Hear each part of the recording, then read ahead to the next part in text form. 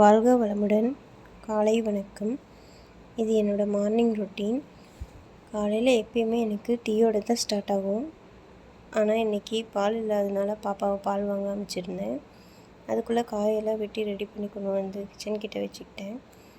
இன்றைக்கி என்னோடய பிளான் என்னென்னா, காய் சாப்பாடு, அப்புறம் காலிஃப்ளவர் சில்லி. சரின்னு சாப்பாடு ஒரு பக்கம் வணக்கி விட்டுட்டு இன்னொரு அடுப்பில் கையோட டீயும் வைக்க ஆரம்பிச்சிட்டேன்.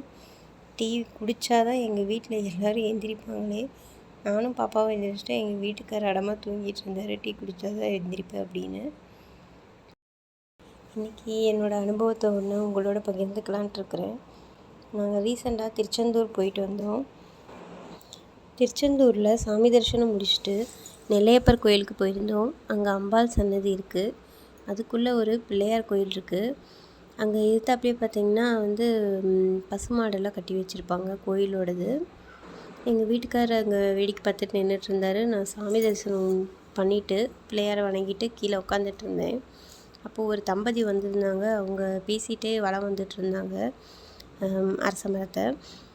அப்போ அந்த அப்பா என்ன பேசிகிட்டு இருந்தாலும் எனக்கு அக்யூரேட்டாக கேட்கல. ஆனால் அந்த அம்மா சொல்லிகிட்டு இருந்தாங்க, ஏங்க சாப்பாடு வாங்க காசு இல்லை, இருந்தால் வாங்கி கொடுத்துருக்க மாட்டேனா, வாங்க கம்முன்னு அப்புறமே சாப்பிட்டுக்கலாம், நைட்டு சாப்பிட்டுக்கலாம் அப்படின்னு சொல்லி கூட்டிகிட்டு போயிட்டுருந்தாங்க. அந்த அப்பாவுக்கு உடம்பு சரியில்லை, ஒரு துண்டு போர்த்திக்கிட்டு தான் வந்திருந்தார்.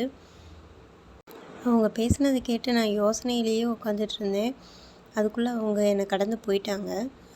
அப்போ எங்கள் வீட்டுக்காரர் பக்கத்தில் வந்தார். அவர்கிட்ட நான் சொன்னேன், இந்த மாதிரி அவங்க பேசிகிட்டு இருந்தாங்க, அவங்களுக்கு எதாவது ஹெல்ப் பண்ணலாமா அப்படின்னு கேட்டேன்.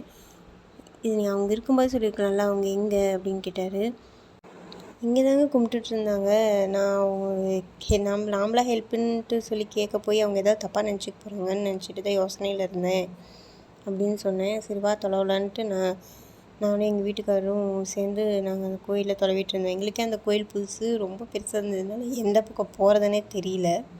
நாங்களும் கொஞ்சம் நேரம் தொலைவி பார்த்தோம். அவங்கள எங்களால் கண்டுபிடிக்கவே முடியல. ஆக்சுவலாக நாங்கள் கோயிலுக்கு போயிட்டு வர முடியுமே, ஹெல்ப் கேட்டு வந்த எல்லா வயசானவங்களுக்குமே எங்களால் முடிஞ்ச ஹெல்ப்பை நாங்கள் பண்ணிட்டு வந்தோம். இருந்தாலுமே இவங்க ஒருத்தருக்கு என்னால் பண்ண முடியாத ஹெல்ப் என் மனசை இன்னும் முடிவு உறுத்திக்கிட்டே தான் இருக்குது. நாங்கள் ஒன்றும் அவ்வளோக்கா கொடுத்துட போகிறதில்ல, ஒரு 50, 40, 100 இப்படி எங்களால் முடிஞ்சதை நாங்கள் கொடுக்க போகிறோம். இருந்தாலும் அதையுமே கொடுக்க முடியலையா அவங்களுக்கு அப்படிங்கிறது எனக்கு மனசு உறுத்திக்கிட்டே இருந்தது. ஸோ நான் என்ன சொல்ல வரேன்னா, நமக்கு முடிஞ்சது அப்படின்னா நம்ம யாரையாவது பார்த்தோம், நம்ம அந்த டைமுக்கு அவங்களுக்கு ஹெல்ப் பண்ணணும்னு நினச்சிட்டோம்னா கம்பல்சரி யோசிக்காதீங்க. டக்குன்னு நம்மக்கிட்ட ஒரு 10 ரூபாய் இருந்தால் கூட அவங்களுக்கு ஹெல்ப்புன்னு கேட்டாங்கன்னா டக்குன்னு கொடுத்துருங்க. அந்த நிம்மதி நமக்கு வேறு எதுலேயுமே வராது. இதே நம்ம இப்போ நான் அவங்களுக்கு ஹெல்ப் பண்ணலை, அந்த விஷயம் பார்த்திங்கன்னா, இப்போ நாங்கள் கோயிலுக்கு போய்ட்டு ஒரு 4 months இருக்குது, இன்னும் எனக்கு உறுத்திக்கிட்டே இருக்குது.